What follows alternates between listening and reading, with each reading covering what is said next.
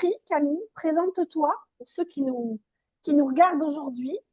Qui tu es, qu'est-ce que tu fais? Je m'appelle Camille Perbost, docteur en médecine générale. Aujourd'hui, j'ai un accompagnement où j'accompagne les femmes qui ont des troubles hormonaux, comme par exemple le SOPK, endométriose, adénomyose, thyroïdite, etc. Et moi, justement, ce que je leur apporte, c'est un suivi qui est aussi bien médical, nutritionnel, micronutritionnel et aussi un soutien psychologique. Avant de rejoindre l'accompagnement, d'où est-ce que tu démarrais et pourquoi est-ce que tu es venu me voir? Pour résoudre quel problème précisément? Le problème que j'avais, c'était plutôt d'ordre d'organisation. Et aussi un peu de mindset. J'avais certains blocages et croyances limitantes par rapport à certaines choses. Ok. C'est vrai que au départ, ce que tu avais le plus, c'était la procrastination. C'est-à-dire que tu étais arrivé à un moment donné dans ton business, dans ton quotidien, où tu étais bloqué, tu n'arrivais plus à passer à l'action sur ce que tu avais à faire. C'est ça, en fait, je saturais un peu et j'en avais marre, entre guillemets, de toujours faire la même chose, etc. Et il y avait des moments, genre, en fait, j'avais envie de faire autre chose. Je voulais faire autre chose, me sortir un peu les idées, quoi, de la tête, changer un peu d'idées. Et le truc, c'est que je me disais, c'est que si je travaillais pas, j'allais perdre du temps, j'allais perdre développement sur mon business, etc. La fameuse croyance de si je suis pas productif, je vais perdre de l'argent. Exactement. Ou si je fais rien, je vais pas continuer à me développer. Bon, en fait, au Euh, final, comme tu m'as appris, ce qui se passe, c'est que tu tournes en rond, tu procrastines, et t'es au fur et à mesure du temps beaucoup moins performant, en fait.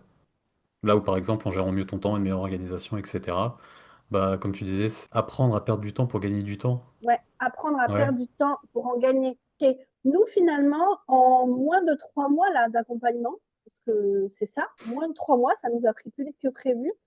Après tout ça, t'en es où maintenant? Aujourd'hui, je me rends compte que j'ai le temps de faire beaucoup de choses que avant, j'aurais jamais eu le temps de faire, ni même d'y penser à les faire. J'ai appris à trier par priorité aussi. Qu'est-ce qui est important, qu'est-ce qui ne l'est pas, qu'est-ce qui mérite d'y allouer du temps, qu'est-ce qui ne mérite pas. Justement, tout ce travail interne de mindset, d'organisation, mais surtout, parce que l'orga, c'est de la logistique, mais surtout les croyances quant à la procrastination, allouer du temps, mais aussi de l'énergie à ce qui doit être fait, ce qui ne doit pas être fait. Quels ont été les résultats concrets sur ton business? C'est-à-dire que ta croyance de base, c'était oui, mais si je prends du temps, je vais faire moins de chiffre d'affaires. Aujourd'hui, t'en es où? En fait, aujourd'hui, point de vue business, à peu près un fois deux, quoi. Un fois deux et beaucoup moins de temps investi pour faire ce fois deux aussi. Moins de Euh, temps investi qu'avant, j'en faisais moins. donc, tu fais x2 sur ton chiffre d'affaires en y passant moins Ouais, de temps et avec une meilleure énergie. clairement, oui. Qu'est-ce que tu dirais à quelqu'un qui hésite aujourd'hui à rejoindre cet accompagnement? Bah, que s'il a des problèmes de procrastination, s'il a des problèmes d'organisation, etc., c'est des choses qui s'apprennent.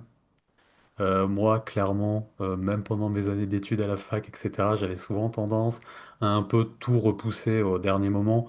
Et pendant très longtemps, je me suis dit, oh, j'ai toujours fait comme ça a toujours marché comme ça. Sauf qu'en fait, au final, je me suis rendu compte que là, en développant mon business, etc., je me suis dit qu'il fallait faire quelque chose et que ça pouvait pas continuer comme ça. Enfin, je voyais pas un avenir très serein par rapport à ça, on va dire, au point de vue du développement de mon business, la fatigue, etc.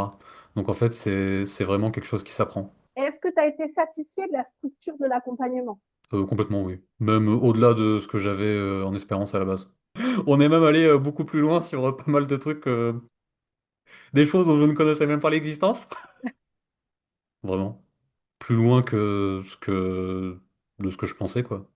Parce que moi, c'est pas compliqué. Dès qu'on a commencé à taper dans certaines croyances limitantes, il y a énormément de trucs qui se sont débloqués. Bah, écoute, je te remercie beaucoup, Camille, pour ce partage. J'espère que durant Avec plaisir. les 2 prochains mois et demi, tu referas x2 sur ton chiffre d'affaires.